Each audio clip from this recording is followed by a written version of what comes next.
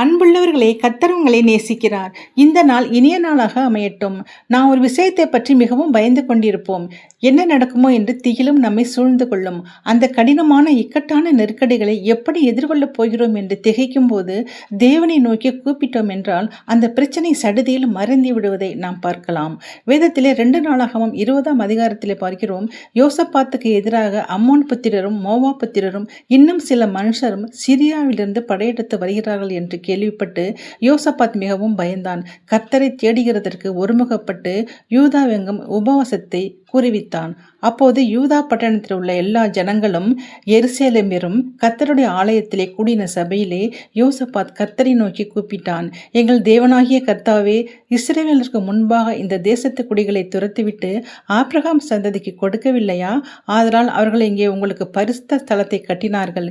எங்கள் மேல் பட்டயம் கொள்ளை நோய் பஞ்சம் வந்தபோது இந்த ஸ்தலத்தில் உங்களை நோக்கி கூப்பிடுகையில் தேவரீர் நீர் கேட்டு இரட்சிப்பீர் என்று சொல்லவில்லையா?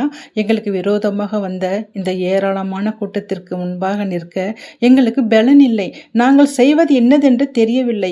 ஆகையால் எங்கள் கண்கள் உண்மையே நோக்கி கொண்டிருக்கிறது என்றான். யூத ஜனங்களும் கர்த்தருக்கு முன்பாக நின்றார்கள். அப்போது லேவியன் ஒருவன் மேல் கர்த்தருடைய ஆவி வந்து சொன்னது, சகல கோத்திரத்தாரே, எருசலேம் குடிகளே, ராஜாவாகிய யோசபாத்தே, கேளுங்கள். நீங்கள் ஏராளமான கூட்டத்திற்கு பயப்படாமலும் கலங்காமலும் இருங்கள். இந்த யுத்தம் உங்களுடையது அல்ல, தேவனுடையது. நீங்கள் அவர்களுக்கு விரோதமாய் போங்கள். நீங்கள் தரித்து நின்று கர்த்தர் உங்களுக்கு செய்யும் இரட்சிப்பை பாருங்கள். கர்த்தர் உங்களோடு இருக்கிறார் என்றான். அப்போது அனைவரும் பணிந்து கொள்ள கர்த்தருக்கு முன்பாக தாழ விழுந்தார்கள். அப்போது யோசபாத் ஒரு பாடகரை நிறுத்தி, கர்த்தரை துதியுங்கள், அவர் கிருபை என்றும் உள்ளது என்று பாடினார்கள். அப்போது இவர்களுக்கு எதிராக வந்த அம்மோன் புத்திரர் மோவாபியர் ஒருவருக்கொருவர் வெட்டுண்டு விழுந்தார்கள். ஒருவரும் தப்பவில்லை. யோசபாத்தும் ஜனங்களும் அவர்கள் விட்டு சென்ற கொள்ளை பொருட்களை 3 நாளாய் கொள்ளையிட்டார்கள்.